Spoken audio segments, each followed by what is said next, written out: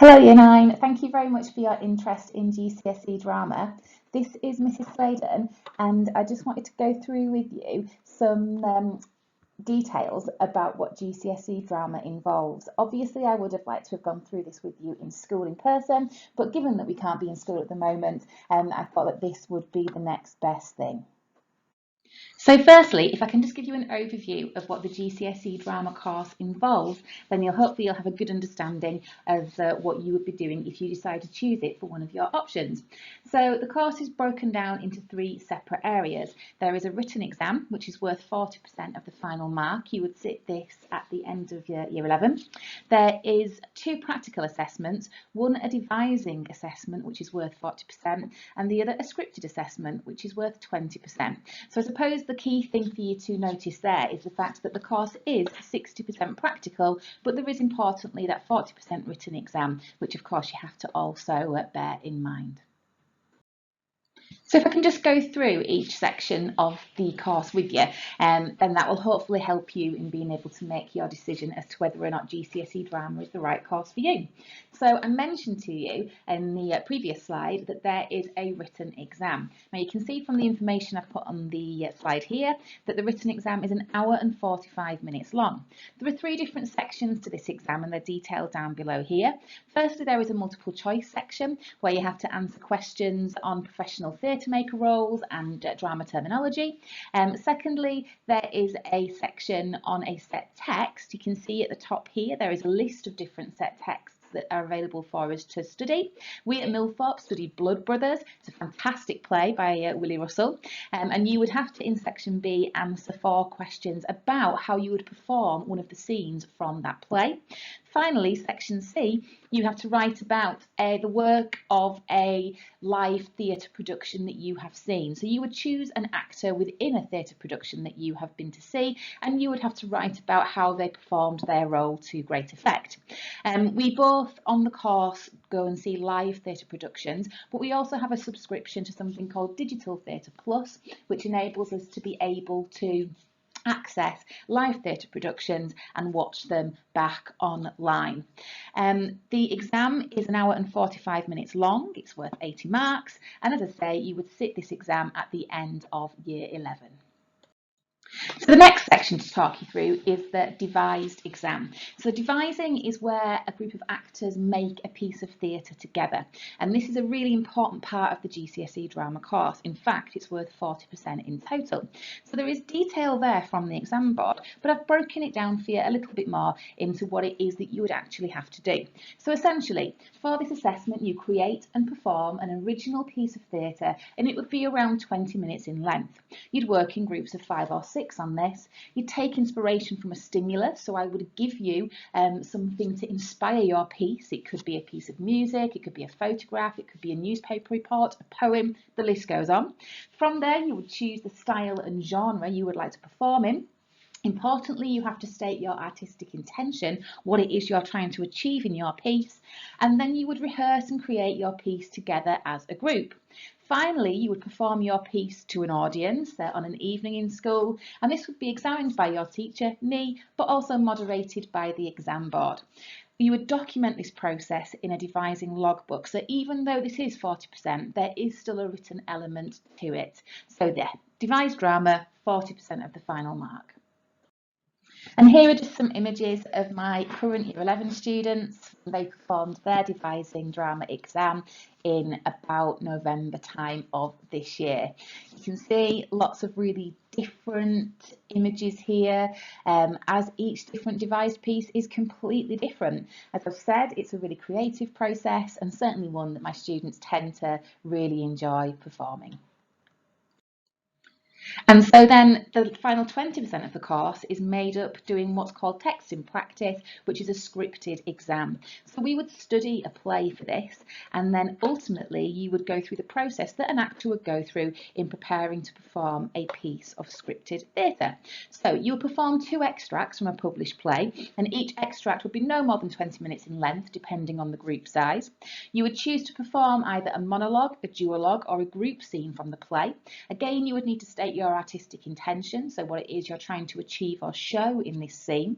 You would rehearse and create your piece together as a group. Importantly, of course, you would need to learn your lines. It is a scripted exam. And again, you would perform your piece to an audience on an evening. Importantly, this assessment is examined by a visiting examiner. So we would have a representative from the exam board come in, watch your performance, and that would be your exam. But there is no written element to this exam. So it is simply just the two performances that you give. You don't have to do any written work, unlike, of course, in the devised exam. So if that's what's involved in GCSE drama, then let's just consider for a moment why we should study it. Well, of course, you'll be helped to develop specific drama skills in studying GCSE drama. So you will develop your skills in your use of voice, movement, gesture, facial expression, and how you're able to show relationships with others on stage. You'll learn how to structure and present drama creatively. And although it is an acting course primarily, there will be a basic introduction to some technical skills, for example, sound, lighting, directing, stage management, set design and costume. But more than just that, of course, drama will help you to develop life skills too. I've listed some of them here. So it's not just a course for those people who specifically want to go on to study drama post 16 or to become an actor. It really is a subject that can help you develop lots of different skills that will help you going forward in life. And even more than just those 2 points, I would suggest that you study GCSE drama because it's fun. It's a really fun, enjoyable subject to study, and really nice for you to be able to look forward to on your timetable next year when you're studying lots of GCSEs, having a subject to come to that you're really just going to enjoy studying. So yes, you will develop all your acting skills, you will develop really important life skills, and hopefully you will just enjoy it. We do lots of trips in GCSE drama. Now, obviously, this has been challenging for the past year with COVID, but once we get back into it, then we'll be able to go back to the theatre and really enjoy seeing live theatre. Over recent years, we've been to see a whole range of different productions. We've seen The Woman in Black, Blood Brothers, Missing, The Curious Incident of the Dog in the Night Time, My Mother Said I Never Should, just to mention a few productions that we've been to.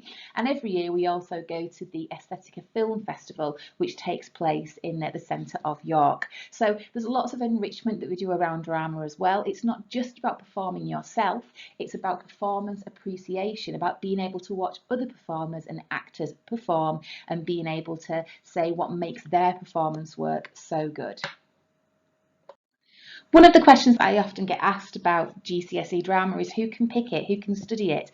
And I really want to emphasise to you that absolutely anyone is welcome to choose to study GCSE drama, regardless of any previous experience that you do or don't have. Don't focus on your previous experience. The most important factors to consider really are that 60% of the work is practical. So you must enjoy working in a group and sharing ideas because practical is the higher weighting of the course. Because performance is such an important part of the course, you must be willing to perform in front of an audience and also to have your performance work recorded. That's how we gather evidence for the exam board, by recording the actual performance work that you produce.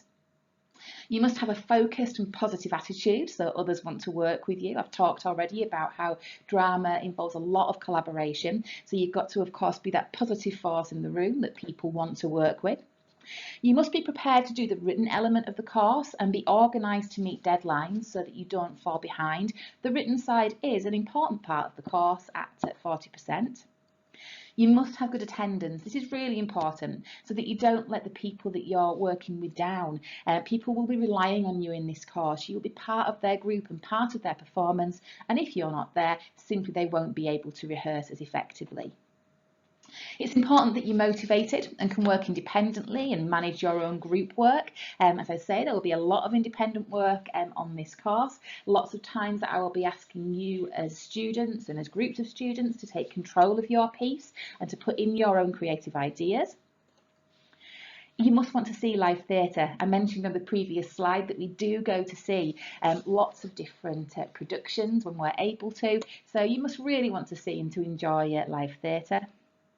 And finally, you must be prepared to rehearse in your own time, especially when we're preparing for performance exams. We don't really have enough time just in lessons to be able to prepare fully for our exams, so we need to make sure as well that we're willing, prepared to be able to rehearse outside of lessons as needed. And so I hope that this presentation has helped you to really decide whether or not GCSE drama is right for you. I just want to finish by showing you some comments that my current GCSE drama students have said. I asked them for quotations to go in this presentation as to what they would say about GCSE drama. And I won't read them all to you now, obviously. Feel free to pause this presentation and have a little look on the slides, but you can see from looking at this range of comments that they made that they love it. They really enjoy. They talk about it being the highlight of their day. They talk about how it has helped to develop their confidence. They talk about how it is just a fantastic subject that they really enjoy studying. So, as I say, don't just take my word for it, read what my students say too. So thank you very much for watching and listening to this presentation. If you do have any further questions, I'm more than happy to take questions and answer them for you. If you just want to email me, my email address is on the screen there, and I would be really happy to be able to tell you a bit more about GCSE drama. It's a subject that I love, and I hope that if you choose it for your options, that you will too. Thanks very much, Year 9. Bye.